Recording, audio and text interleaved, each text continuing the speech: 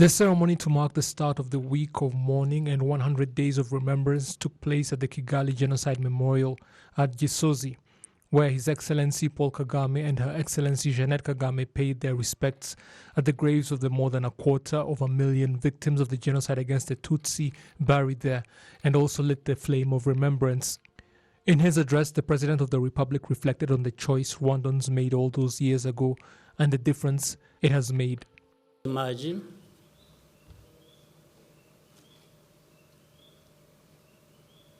if those of us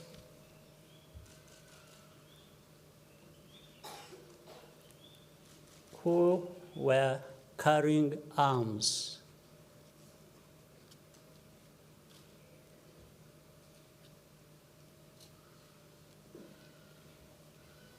if we had allowed ourselves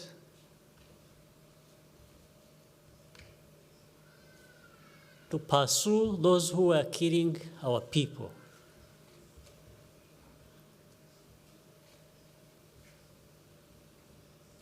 indiscriminately, and also killed them.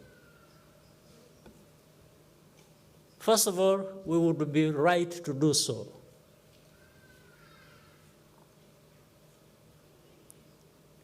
But we didn't. We spared them. Some of them are still living today in their homes, in their villages. Others are in the government, they're doing the business. Some of those who are responsible. Other speakers at the event pointed out that what happened here in Rwanda back in 1994 was not an accident, and instead an evil plan that had been in the works for decades before that. The formation of what was called a national army, and yet the Tutsi were excluded, is among the reasons that starting in 1959 the Tutsi were killed and the soldiers did nothing to stop it. If anything, they would participate in the murders. Starting in 1959, the government instilled a culture of harassing the Tutsi, and it became a national policy. Every day the Tutsi were victimized and the general public became accustomed to it, incorporating it into their way of life. Victimizing the Tutsi became a regular occurrence that went unpunished, and some even considered it patriotic to do such things. The genocide that was perpetrated in 1994 came concluding that policy. Genocide survivors remember all too well what that conclusion was. Even those who were merely children like Jean Nepo, Sibomana, who was 9 years old when the genocide against the Tutsi was implemented.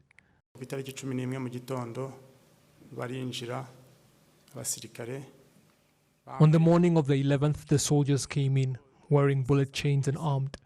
They searched the entire church and surrounding areas in the banana plantations, anywhere a person could hide. They then unleashed the Interahamwe militia upon us and they started hacking people to death. I was fortunate to see my mother for the last time. She gave me 1,405 Rwandan francs and told me to take care of my younger brothers if I survived. But I never saw any of them again. As they hacked us to pieces, the soldiers stood guard at the front of the church. Local leaders would come with lists to check that those that were not killed in their areas were at the church and had been murdered. I recognized our local leader, Jabizimungu, and Kiziguros called Kamali. They hacked people until they were exhausted, and there was a lot of blood, mixed with the falling rain. Testimonies like this and the fact that Rwanda still made a decision to abolish the death penalty afterwards are among the things that make the country truly special. We are a small country. But we are big on justice. And some of those are big and powerful countries, but they are very small on justice.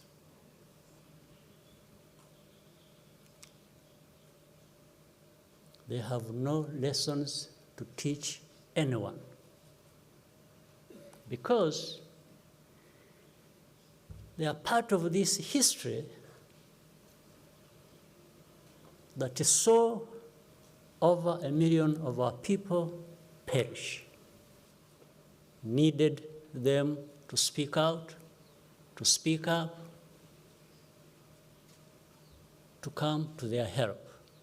The head of state also took the time to commend all Rwandans for choosing life despite the terrible things the country experienced, finding the courage not only to go on but to prosper as well. I cannot end without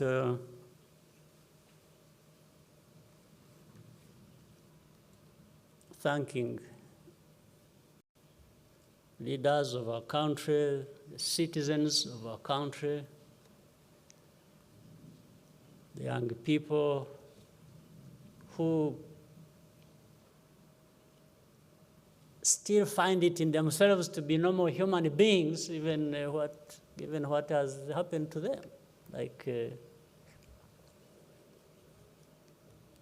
really surprised that we have so many of these who still find in themselves the energy to live the way lives should be lived as normal human beings. Not anybody deciding for us what and how to be. In addition to the ceremony that took place at Gisozi at national level, other events were also held at the settlement level across the country.